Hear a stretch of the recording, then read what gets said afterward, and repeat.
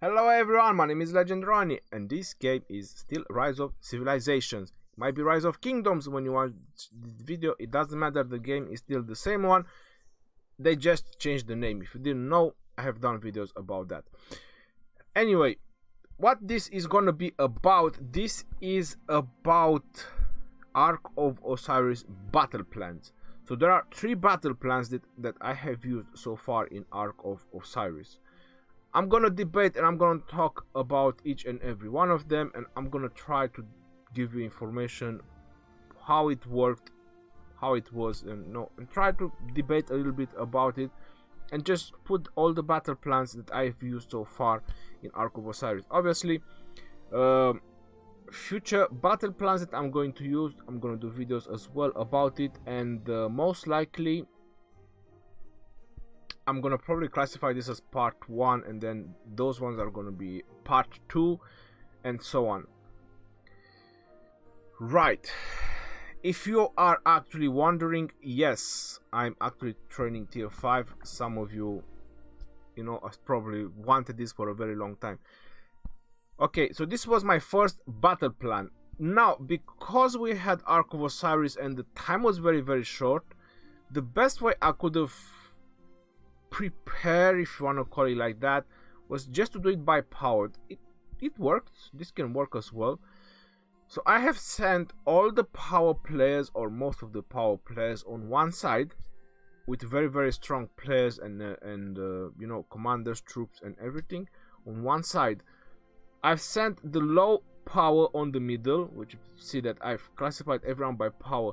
The way you can do that, if you actually want to use this strategy so people can find it easier where they should go, if you don't want to name every single person where they want to go, you want to build a very simple strategy, this one can work. You need to know the power of the players from your alliance, because maybe the usual power in your alliance is 20 million or 15 million, so then you should need to choose different levels of power. So the lower power were in the middle. They were supposed to do the Ark delivery, and do disruption and whatever they can do, farming on, what they can do in the middle. And the high power players, just 2 of them with the medium power on the right side. So I just sent just 2 powerful players on the right side with the other medium power players. Their main role was just to hold that side. That's all, just to hold those 3 buildings which I just marked. If they managed to survive that's what I actually wanted. Us from the left side, we pushed it all the way, and then we went all around it, and we got all the map in the end. The guys in the middle, they were having fun doing guard deliveries and so on. We won. It was very, very easy. It worked. If you have a very strong push on left side, then it works. If your strong push is failing, then your whole plan is failing. Because if your strong push is failing, and then the right side is not gonna last very, very long. Maybe the middle is getting demolished as well, so it's a bit of a downside. You need your left side to push as fast as possible. Like really push, like in 15 minutes, maybe even less, you should have the enemy obelisk. This is the kind of strategy this one was. Alright, so now I'm gonna pop in, which it was the second strategy. Yep, so this was the second strategy. Why is it so small? I don't know. Maybe make it bigger. Alright, so this was the second strategy that I used. This was my second arc. If you want to see the battles are on the Ark of Osiris playlist. So this was the second one that I used. So I wanted to do this one a little bit different, because I've noticed the middle, they on my first battle plan, the middle, I'm not sure what they were doing, to be honest. They were doing Ark of Osiris, but it looked to me that they were a little bit confused. So I just sent one player. I talked with him personally. I told him, look bro, this is just what you have to do. Ark delivery, this is your job, just go up and down, up and down. He said okay. I was like, okay, no problem. On the right side, I went with 4 power players on the right side, and then I sent the rest of the power players and everyone else on the blue team. Now I was live streaming this one, and the enemy that I was fighting with, they were stream sniping. I didn't know until the end. That was really interesting because I didn't know until the end. And what they done, they just countered my strategy, or at least they tried. It didn't actually work for them. The problem was that I was going like a double-edged sword. I was saying, look, if they go hard on the left, is the most players, so they probably, gonna delay them. That means they're gonna be less on the right, so it's gonna be easier for me to push. And that's how exactly it was. They thought they're gonna counter me, but actually it worked in my favor. If they were going more on the right side, I believe that we would have been able to hold them off. We would have definitely been able to hold them off. And then it would have been easier for the left side. So either way, it would have worked. And in the end, it worked. The left side, they were barely holding. They were battling like crazy. There was a massive battle while I was recording the right side where I was. But they told me that he was going crazy on their side. So what happened is that the 4 players on the right, we managed to push them down. We got their obelisk, and then we went on the left side and take them from behind and just clear everyone else. So the strategy actually worked again. You see, everything is drawn. Now what I would change this strategy, if I could change, I would put like 6 players on the top, because if they actually would have gone a little bit more, or if they would have been like strong players, I'm not sure if actually 4 we could have do much. So yeah, if you can put like 6 players on the top if you want to do this strategy, and then you send the rest on the bottom. On this type of strategy, focusing on the arc is not your main priority. If you just want to send 1 player, just in case no one is paying attention, so just 1 player, so maybe you actually do some arc delivery by chance. But the whole point, this is like a whole domination situation, because you send the whole teams that come from the base, you send them on the down part, except the 6 players that on the top.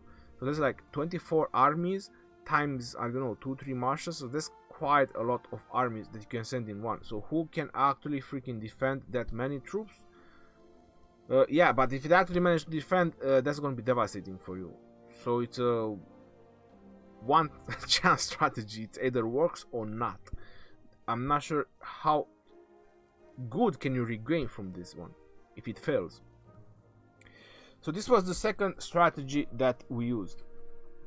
Now, as the arc is keep advancing and the strategy are keep advancing, and you need to evolve alongside with the strategies, we used Discord.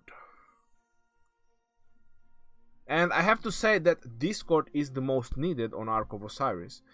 You need to coordinate with people. I mean, they need to understand English or basics, or I don't know, follow someone.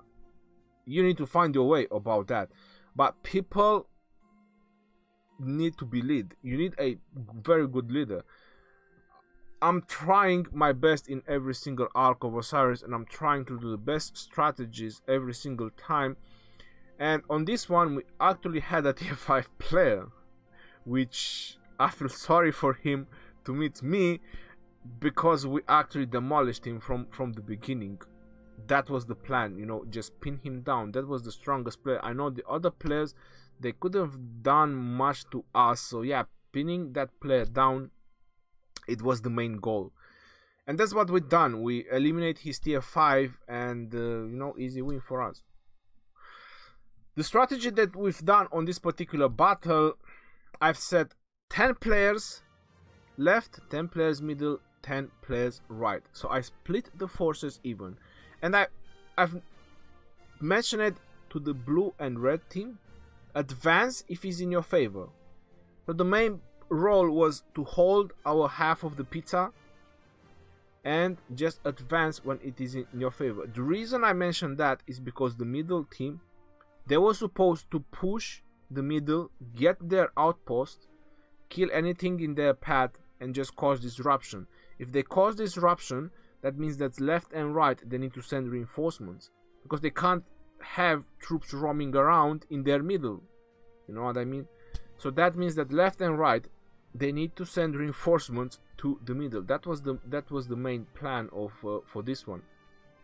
If they send reinforcements, then it might be in red or blue team advantage to advance.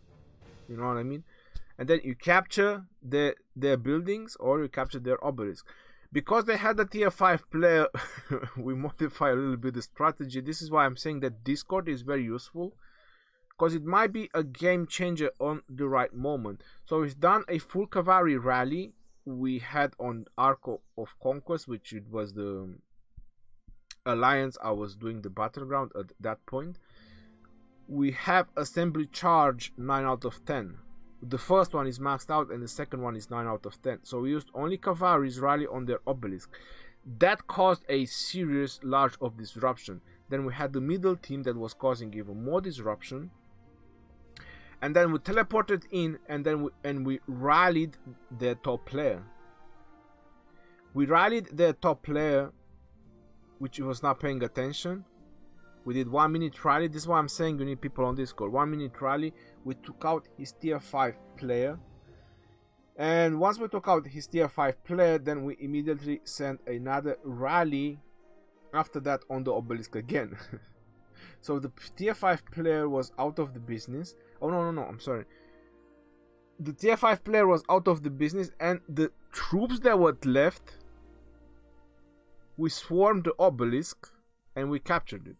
Because, you know, the rally, once it gets the job done, the troops are gonna disband. But if the player are paying attention, so that's what we've done with the rest of the troops from the rally. We just went and swarmed in the obelisk. They were just cavalry, so there was a lot of skill damage. You realized how much damage it was going on that obelisk. We just took it just like that. We defended, because there was like 1.5 million cavalry in there. We defended and then we captured it. So it was very easy. It was very easy win for us. Dragotian was leading the blue team, and he was having a little bit of a hard time. They were sending a lot of rally on their side, but on my side, we eliminated their rally leader, if you want to call it like that. He had to port out. We got the obelisk, and there you go. Then we helped Dragotian, and it was slaughterhouse for the 15 minutes. For the rest of the 15 minutes. And it worked. We did like 3 arc delivery, so the green team was doing alright. It was like 3 arc delivery. Everything went mint.